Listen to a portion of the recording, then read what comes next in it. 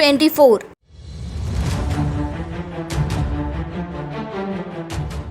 आपने पाकिस्तान और कट्टर मौलानाओं को गज़वा-ए-हिंद की बातें करते सुना होगा, लेकिन इस बार एक खतरनाक सच सामने आया है जो भारत के करोड़ों लोगों को चैन से सोने नहीं देगा।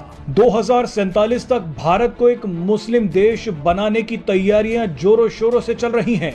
2047 में भारत को आजादी मिले 100 साल पूरे हो रहे हैं, लेकिन उसी साल भारत को इस्लामिक देश बनाने की तैयारियां भी चल रही हैं।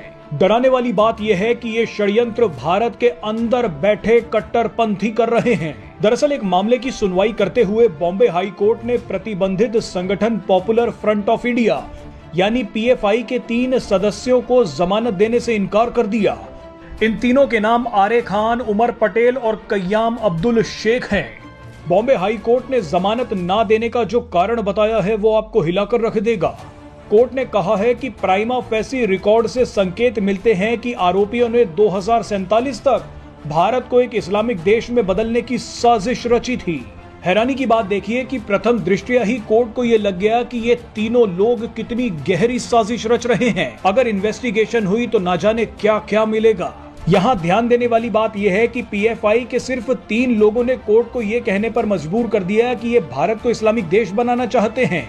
अब अंदाजा लगाइए कि पीएफआई के हजारों लोग तो अभी भी भारत में सीक्रेटली काम कर रहे हैं। पॉपुलर फ्रंट ऑफ इंडिया नाम का यह संगठन भारत में लाखों लोगों को रेडिकलाइज कर रहा है। खतरा कितना बड़ा है उसका अंदाजा भी नहीं लगाया जा सकता। अभी तो सिर्फ 3 ने राज खोले हैं, हजारों तो अभी भी मिशन में लगे हुए हैं।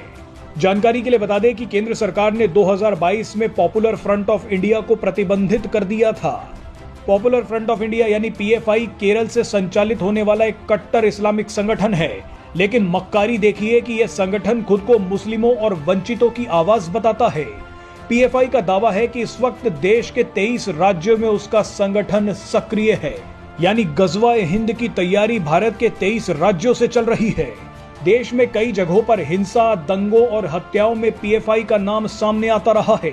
उत्तर से लेकर दक्षिण भारत में जब भी कोई बड़ा कांड होता है तो शुरू से ही पीएफआई को जिम्मेदार ठहराया जाता है। सीएए कानून के दौरान शाहीन बाग हिंसा हो या कर्नाटक में हिजाब विवाद, जहांगीरपुरी हिंसा से लेकर यूपी के कानपुर की हिंसा हो या फिर कर्नाटक में बीजेपी नेता की हत्या, सब में पीएफआई संगठन का नाम सामने आया है।